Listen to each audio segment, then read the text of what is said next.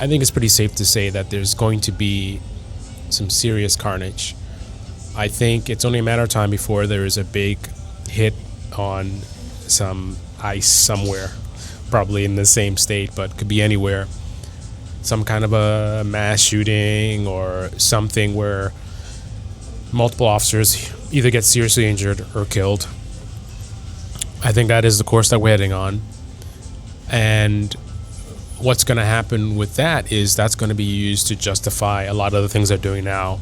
So right now they pretend like, hey, these guys are terrorists, and, the reason why they're out there in military gear is because it's so dangerous, when they're the ones who are creating a lot of the danger. But the minute that we have a situation where there's a hit on officers, especially if they get killed, then it's like, oh, see, we told you, right?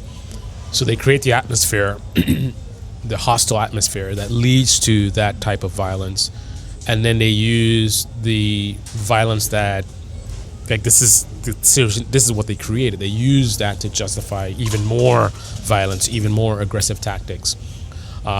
It looks like Trump's going to bring the military in regardless, but certainly he's going to go more hardcore if there's any attack on the officers. And the thing that I think a lot of left-wing media channels are going to be missing is that you got to stop focusing on your bubble, right? It's not just your bubble versus the right-wing bubble.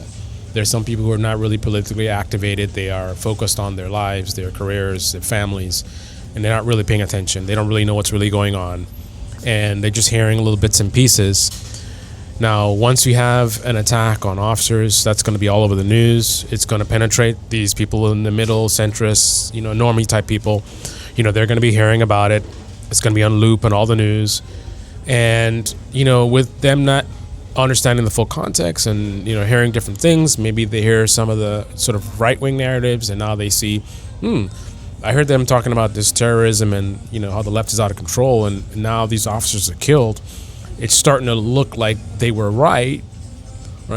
And there's going to be a fraction of people that can be vulnerable to being sort of peeled over to the right-wing narratives, which obviously in this situation is obviously not very good. And the other issue is that it's not just going to be sort of a right-wing thing. A lot of people look at CNN and MSNBC as liberal media. They're not really liberal media. The liberals are the audience members that they pander to, but their ideology, a lot of these guys are conservative, right? So, and more importantly, they're corporate, right? So they're going to look at how they can profit from this, right? And it's a profitable story to talk about these officers that got killed and what happened, and then they have some Democratic politicians on and ask them, do you think your rhetoric went too far? Is it time to tone down the temperature? They're going to talk to Tim Walz and be like, hey, do you feel any regrets for your aggressive rhetoric and blah blah blah? And it's just the end effect is just going to be muddying of the water, as they say, a lot of noise. And again, in your left-wing bubble, this is not going to affect you. You're paying more attention. You know what's going on.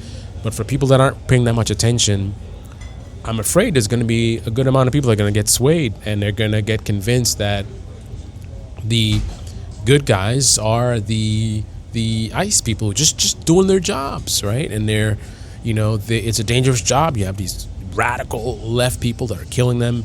And so, of course, they're going to need to deploy the military. Of course, they need all these weapons. Of course, they need to be militant in the way that they are, right?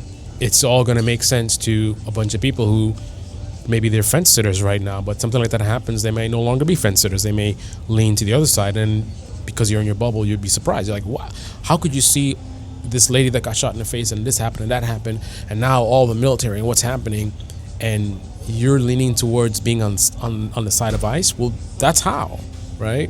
By them not really paying attention, getting bits and pieces, and then by Fox News and allies being able to very skillfully piece things together once there is this, attack on ICE, right? them able to hammer it home. Boom, boom, boom. Look what's happening. We just had 4 officers killed. We just had 5 officers killed, or whatever it is. They keep repeating it. Look at this. So whenever someone challenges the tactics and whatever, it's like, but look what just happened. So before it happens, you just pretend like it's happening and call people terrorists without any backing. Then once there's an actual attack, then it's like you keep talking about the attack. You see, look what's happening. These officers are killed. They're just doing their job. They need to come home to their family. They have families too. They need to be able to be safe, right? That rhetoric becomes much more effective once what's going to eventually happen, probably sooner than later, and that's just going to lead to things getting worse, unfortunately. Wish I had better news to say. I wish this was not where we're headed, but unfortunately, the reality is this is absolutely where we're headed.